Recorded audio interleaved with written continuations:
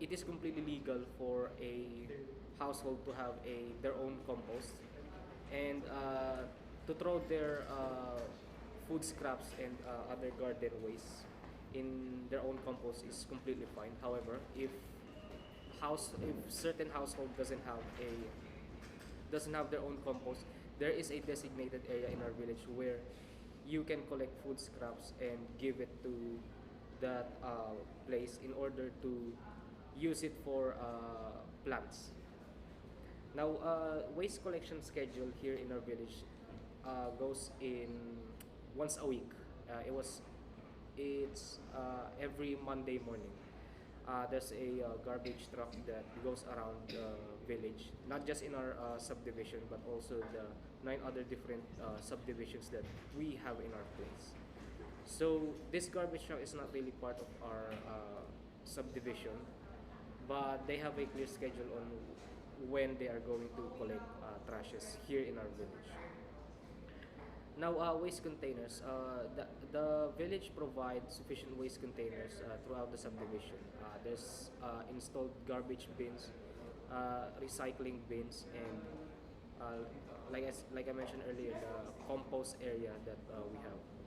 Uh, it is placed in very convenient locations of the village, and some of the trash bins that we have are made out of a recycled tires from old tires from the cars, and there's also we also impose a like a talk to have an awareness and the admin basically conduct a educational campaigns and workshops to raise awareness among the residents about waste management practices. This goes for like once a month, I think, and it promotes the importance of waste reduction, recycling, and composting. The admin also provide educational materials such as brochures, newsletters, and social media ads uh, to to inform the residents about waste management guidelines and protocols. So there's also enforcement and monitoring. There's an implemented system to monitor and enforce waste management practices. Now there are appointed personnels responsible for tracking down uh, tracking down houses and households to keep their trash bins clean in their area. Now, in terms of hazardous waste, there's a provided information and guidelines on the proper disposal of hazardous waste materials such as batteries, electronic waste, or chemicals.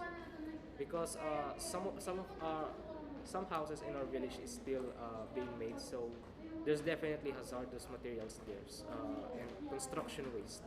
However, these are handled by the construction company that is hired by the residents. So all in all, there's a continuous improvement in our village. There's a regular review, and the admin assesses the effectiveness of the waste practices that they implemented. Uh, the admin also seeks feedback from the neighborhoods so that the neighborhoods can report a certain household where this doesn't really this does that doesn't really follow the protocols that was implemented by the administration. And that's it for me. Oh, thank you for that, Paul. Let's give him a round of applause, everyone. That's definitely cool to see that your village seems to have focused more on the community side of waste management. So I hear a lot of implementation of the promotion of composting and like having the garden where people can plant and like it produces other fruits and vegetables.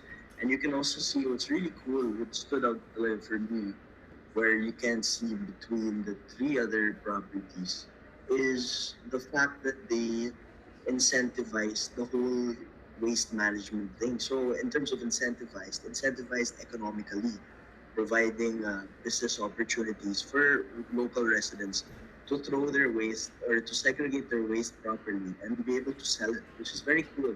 And so, and like I said, very heavy on the community side, where you could, like you said, with in terms of the recycling, there's entrepreneurial ventures in like from residents selling pieces made out of recycled materials. They help each other, they support each other, and then there's also, like you said, how in your village for the trash cans, they not only are they well placed, so they're convenient for fellow residents to throw their trash and to get rid of their waste, but it's also recycled from tires, which is really cool. So you can see that your village is not only taking the whole waste management um, gig seriously, however, but but while at the same time, kind of, I don't know, making it fun and incorporating the community and promoting also the three R's, which is yeah, which is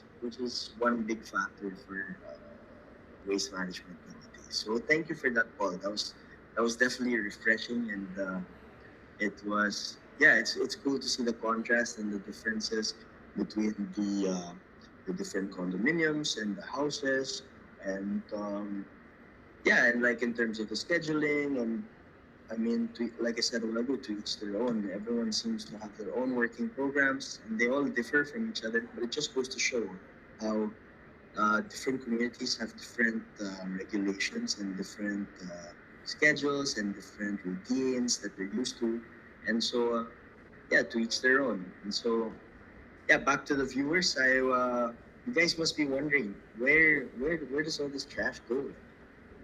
Like in terms of village or condominium, there must be a lot of waste. There must be a lot of trash that needs to be disposed properly.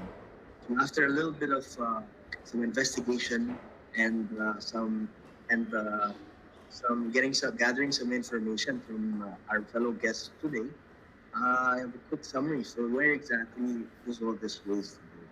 So for all those curious, it yeah, basically we'll start with the first property. So Bel Air. So it's like Edward said, it's a residential area in Makati. And so that implements a strict waste and disposal program. So remember, it was what stood out between their village and the other village of Paul was more focused on community, while Edward's village is more focused on rules and regulations. But to each their own. And so after trash is collected, it's transported to MRF, also known as a material recovery facility for processing. And so basically what MRF does is it segregates waste and separates recyclable and non-recyclable materials. And then the non-recyclable waste is transported to a landfill, while the recyclable waste is sold to recycling centers or turned into compost for use in gardens and landscaping. So this is where you see the similarity between the villages. So like with Paul, what he said was it was composting that was one of the things that the village really focused on. And so you can see that Bel Air also has kind of leans towards composting as well because they have their materials composted by someone else.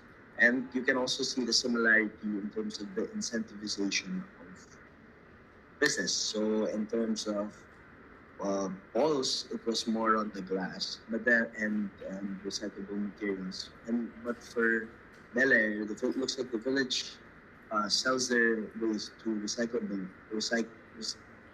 plants and centers.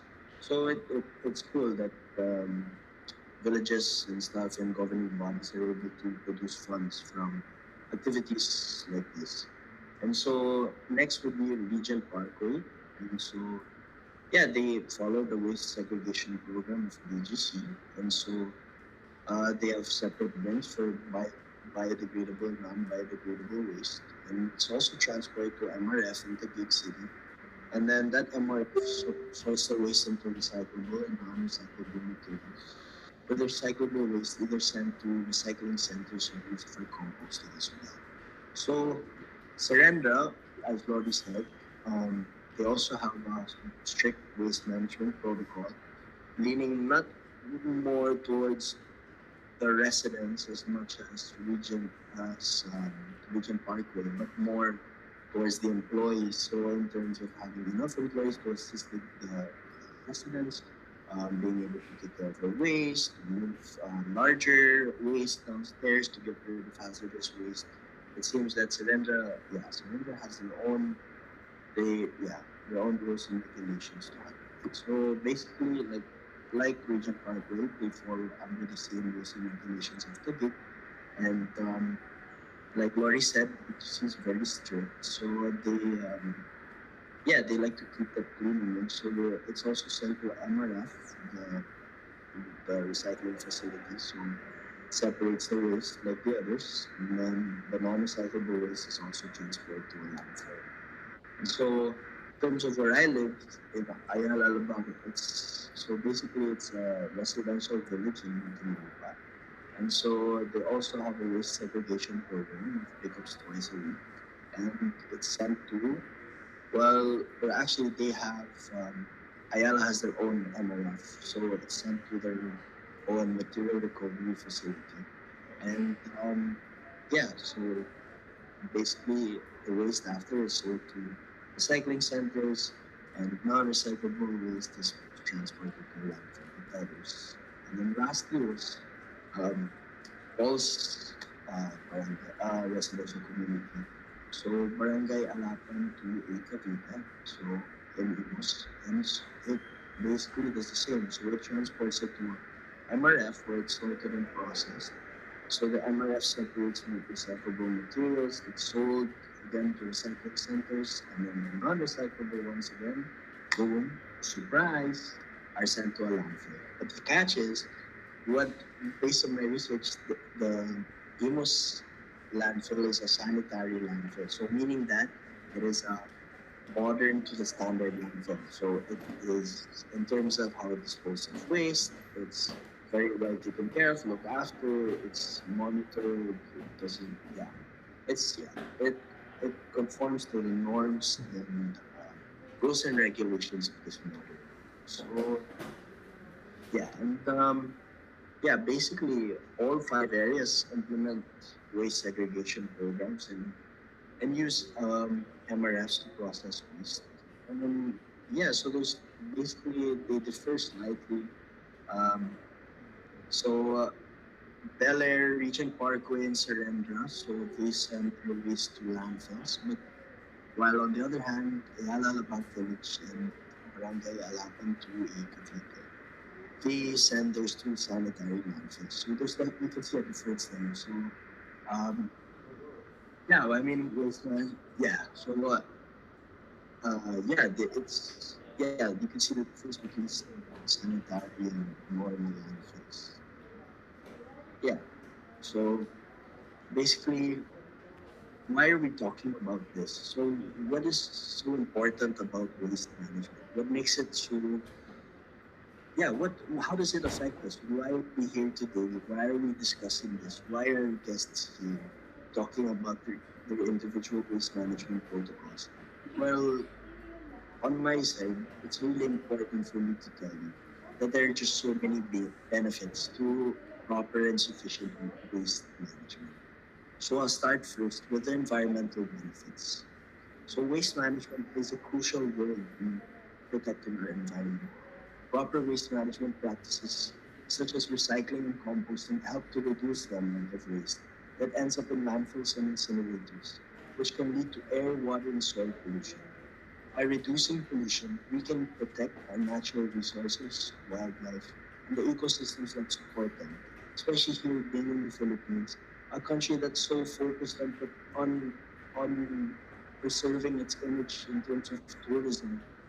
We have to do our role to protect what makes us so important or so true to the outside world, which is our environment, our ecosystem that we have here, because it's unmatched. Anyway, so our next benefit is economic. So waste management also has economic benefits, being on a micro level, like as Paul mentioned, or a macro level. So by properly managing waste, we can create jobs in recycling and waste management industries. Recycling and composting also helps to